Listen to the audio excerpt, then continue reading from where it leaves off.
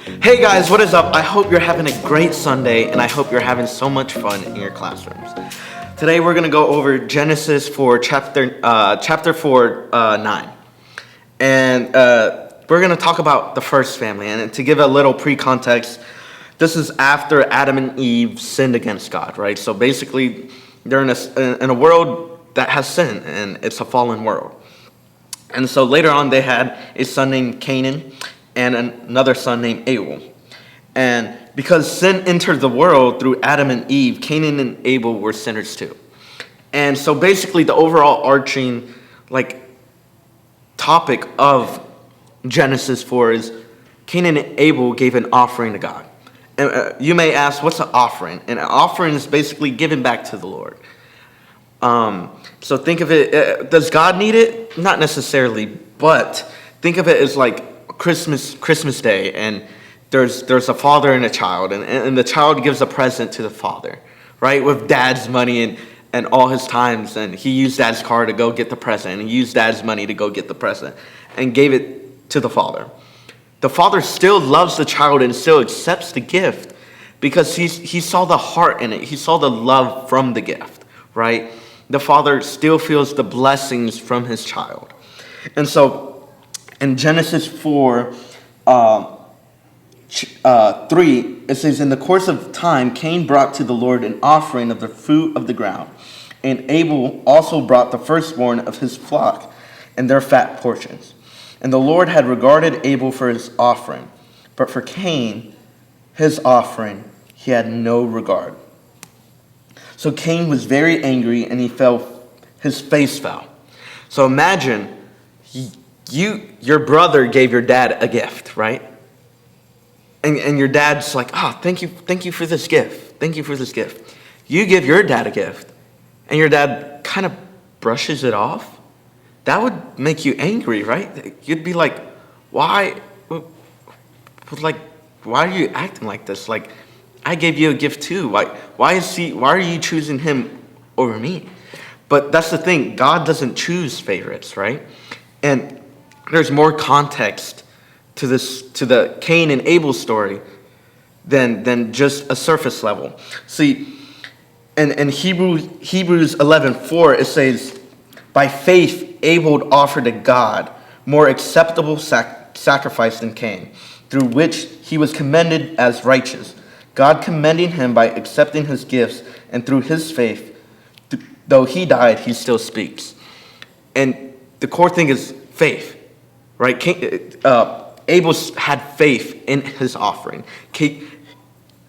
Abel had heart. He had the heart, as not because he had to, because it was the right thing to do, it's because he wanted to. So it's like kind of like tithing, like, oh, you know it's the right thing to do, but you kind of like grumble after. You're like, I don't want to do this, but it's the right thing to do, right? It's kind of like, okay, if it's like when the preachers and the teachers and the coaches are looking, you're doing the right thing, but when they're not, are you doing the right thing? Because it comes from faith that you want to do the right thing, that the love and the joy of the Lord is coming through you, that you want to do the right thing, not that you have to do the right thing. And so Canaan was mad. Canaan was mad at God, and he walked away from God. And it says in Genesis 4, 7,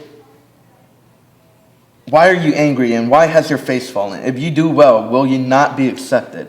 And if you do not do well, sin is crouching at the door.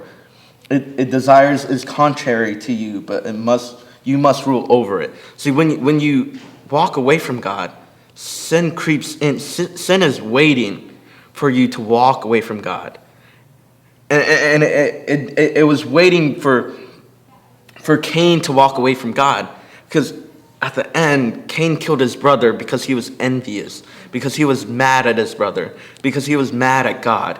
And he sinned against his brother, and he sinned against God. And God was angry. He was like, why would you kill your brother? But God is just, but God also had mercy on him.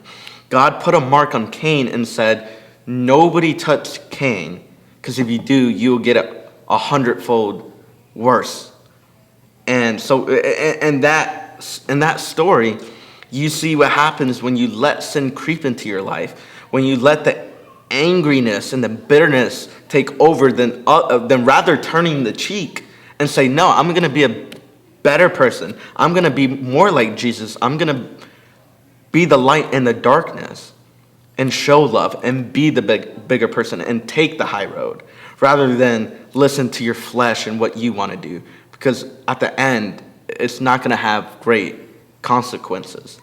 And that shows you in itself that God is still merciful to sinners, that he still gives you a chance. Because God asked Cain, where's your brother? And he gave Cain a chance to be truthful and to respond that, like, God knows what happened to his brother. But he gave him a chance to fess up, and he didn't take that chance.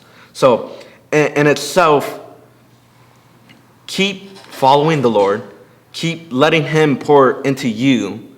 And when you get angry at someone, when a friend makes you mad, or a family member makes you mad, think about this question: what would Jesus do in this moment?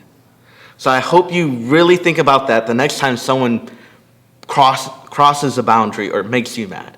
And I hope all of you have a great day, and I love you guys, and I'll see you next time. Bye!